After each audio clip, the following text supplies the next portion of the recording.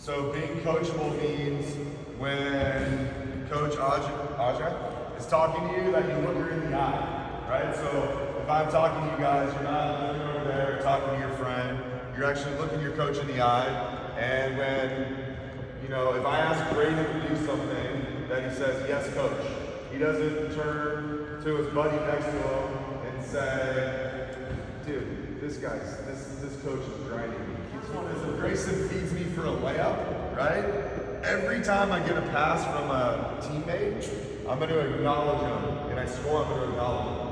If we're in the press, I might just go like that, and that's Grayson knows that I appreciate it, I got the ball. And guess what? Next time I come down the court, he's going to pass to me again. If Grayson feeds me with a good pass and I score and don't look at him, he's going to be like, this dude's so ungrateful. I could have scored myself, but I fed him the ball, and he didn't care. Things that you guys can all work on are your layups and your shooting technique. Okay? So the shooting part goes back to being coachable. There's a right way to shoot the ball. Some of you guys might not have the best ball. So if these coaches are correcting your form, you need to be open-minded to making changes. Because we want to help you have better form for the long term. The way you shoot the ball when you're 7 is definitely going to be different than the way you shoot the ball when you're 14. Because you're bigger and stronger. And 1, you need to be able to do a reverse layup. So I'm here. It's always, if I shoot with my right hand, I'm always going to go off my left foot. If I shoot with my left hand, I'm always going to go off my right foot. Okay? So proper technique on reverse layups. Okay? So we've got a right hand layup and left hand. A right hand reverse. We got a left hand reverse. We got a right hand finger roll. Okay? So that's laying the ball over the rim. It's going to be hard for some of you guys to do. You want to use the backboard the majority of the time, but there can be situations where there's a defender on your side and you need to go down the middle. Okay? Question. Left shoulder. You're going to go left foot, right hand inside. Okay? When players get into high school, I'd say 10% can do all those layups. 10%. So it's up to you guys. How do you get better? You might only practice with your team 2 hours a day, but you guys put in another hour a day working on shooting your layups. Okay?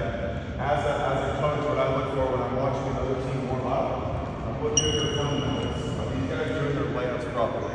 If I'm coaching you in the team, and tell the guys that are towards the bottom of the rotation, if they want to get more playing time, right? Numbers 7, 8, 9, 10. All they have to do is do 2 things.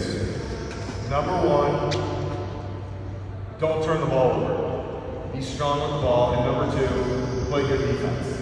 If I can rely if I can rely on Zach to lock up the other team's best player or to shut down the best shooter or to take the best post player out of the game, he's going to get minutes. As long as on the offensive end, he's not hurting us by throwing the ball away. A lot of you guys like offense. Who likes to play defense here?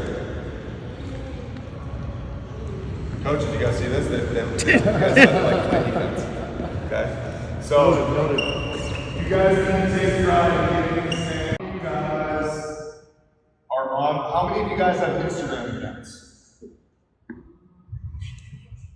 How many of you guys look at social media every day? Come on. How many of you guys are on YouTube? What? YouTube? How many of you guys look at your parents' Instagram? How many of you guys are looking at how many of you guys look at your club team's basketball ranking? Right? Sorry, I'm losing my voice. Okay. Social media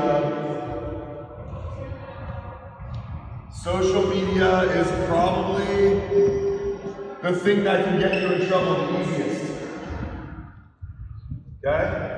In multiple ways.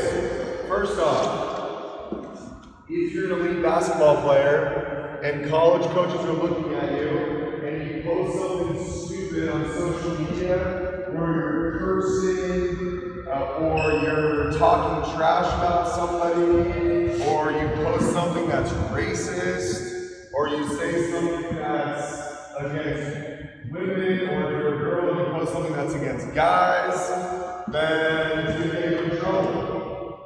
And if you wanted to play at UCLA and they see these posts, they're going to cross you off their list immediately because they think that you're not a good person. Okay?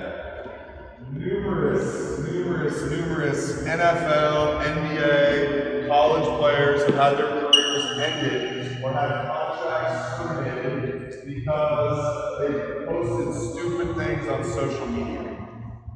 Okay? So number one is be careful what you post. Number two is social media is a time suck. It's wasting your time. One of the keys to being successful in high school is how to manage your time.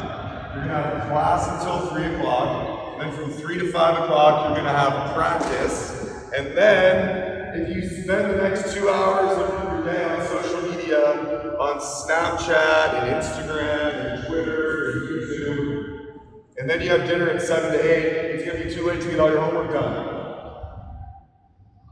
We have a lot of players in my program right now that need work on managing their time. Because if you efficiently manage your time, you can get good grades. If every time you have free time, you're on social media and messing with your friends, you're not going to get your homework done and you're doing it yourself. The last reason why social media is bad is because people put too much emphasis on what's posted about them or about their friends. So if somebody posts something about you and makes fun of you, then it hurts your feelings. So number one, you want to post nice. If you don't have anything nice to say, don't post it. Number two, if somebody posts something negative about you, you gotta learn how to let it roll off your back, because it's gonna happen at some point. Someone's going to think you're being funny, they're going to post something about you, and it's going to hurt your feelings. And there's not much you can do about it unless you know they're wrong. Here's your mom and dad, you call their mom and dad. Okay? Your team rankings for ProSkills or for another club, kind of cool, but just because you're ranked number 3 doesn't mean you have to stop working. You got to keep going. You got to keep working. Don't let this stuff go to your head. You just 17 points in the game. Post about it, doesn't mean the next time you come out you have the green light to shoot every time you get the ball. Your coach is going to be pissed off and they're going to take you out of the game. So don't take too much stock in what posted one way or the other. Because the next day you got to be back on the court against a new team. You still have a coach, you still have teammates, and you got to play the game the right way.